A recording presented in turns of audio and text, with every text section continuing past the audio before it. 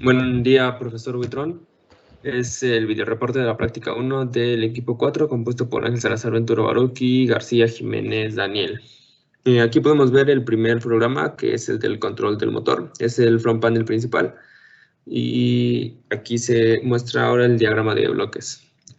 El diagrama de bloques está compuesto por un ciclo while que contiene el control de la posición del motor. Se hace por medio de un control difuso tipo CISO. Y lo que se hace es posicionar a la aguja al motor, que se puede ver por el indicador que está aquí con una aguja, por medio de la regulación de la tensión según el error que se tenga. El error se obtiene de la resta de la referencia que se obtiene por medio de la posición del slider y la posición en la que se encuentra el motor. Se hace la resta para poder obtener el error. Y aquí tenemos el sub-VI del control lógico difuso, el front panel y el diagrama de bloques. Aquí tenemos al sistema difuso con su entrada y su salida y también con sus reglas. Aquí tenemos el sub-VI de la entrada. Aquí podemos ver que la entrada se trata de una variable que se llama error, que va de menos 360 a 360, que son pues los grados de la posición del motor. Tenemos sus funciones de membresía, que son 5, 2 trapezoidales a los costados, de tipo hombro, y 3 triangulares. Aquí tenemos los parámetros para cada función. Está 4 para la trapezoidal. Vemos que es de tipo hombro porque tenemos los dos primeros parámetros en el mismo valor. Y las 3 constantes para los parámetros de la función tipo triangular.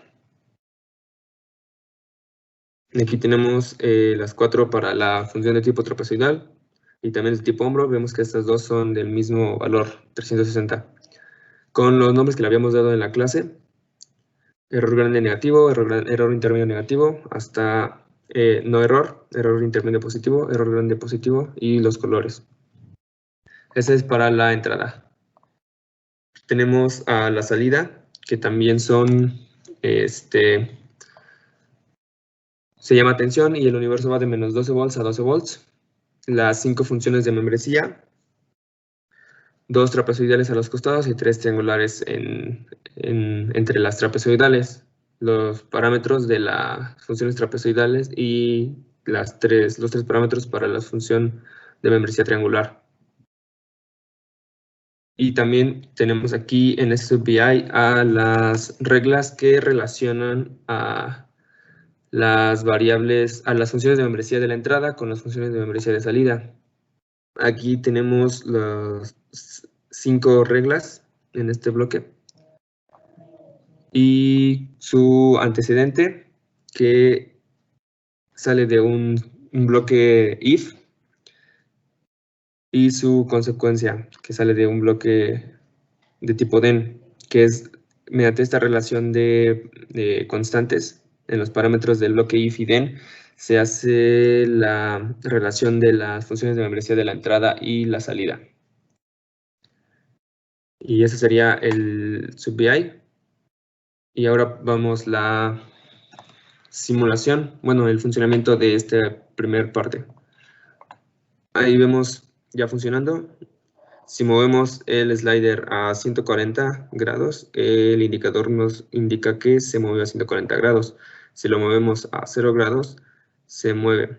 En el indicador de tensión vemos cómo se regula la tensión de acuerdo a la posición del slider, y va disminuyendo hasta que se encuentra en un estado de no error que tiene un valor de 0 volts. Esa sería la primera parte de la práctica. Y ahora pasamos a la segunda parte. Bueno, en el segundo programa tenemos el sistema SIMO que vimos en la clase pasada. Usamos el sub-VI que nos proporcionó usted mismo. Como se puede ver, pues usamos un controlador SIMO Para parte del control lógico difuso tenemos el SUBI Fuzzy Control SIMO. Bueno, en el diagrama de bloques tenemos igual, bueno, a diferencia del otro tenemos una entrada y dos salidas. La salida 1 es para el motor izquierdo y la salida 2 es para el motor derecho, con sus respectivas reglas difusas. El tipo de desificación que se utilizó es el de centroide. Para la entrada, igual se tiene la variable ángulo con su universo de menos 25 a 25, sus funciones de membresía, como las descritas como lo vimos en la clase anterior. Usamos dos trapezoides para cada máximo y mínimo, y dentro de ellos tenemos las tres triangulares con sus respectivos nombres: ángulo grande, ángulo pequeño, ángulo grande negativo, ángulo pequeño negativo, ángulo cero, ángulo pequeño positivo, ángulo grande positivo.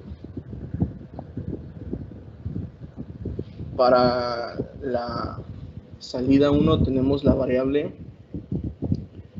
motor izquierdo, que igual tenemos sus rangos de menos 100 a 100 y sus funciones de membresía descritas como se establecieron en la clase, con sus nombres, sus rangos y el tipo de funciones que se utilizaron.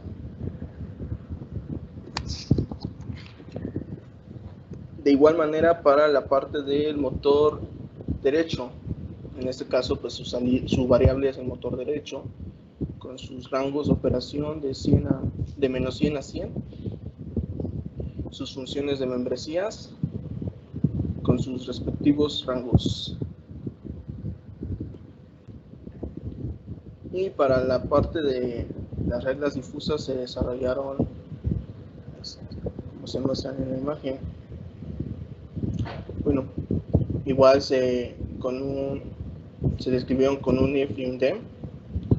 En este caso se tiene dos salidas para cada uno del motor izquierdo y del derecho. Si uno es positivo, el otro pues se hace el contrario. Y para cada parte.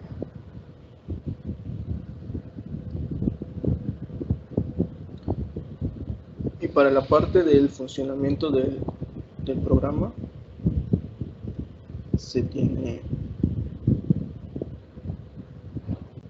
funciona de la siguiente manera.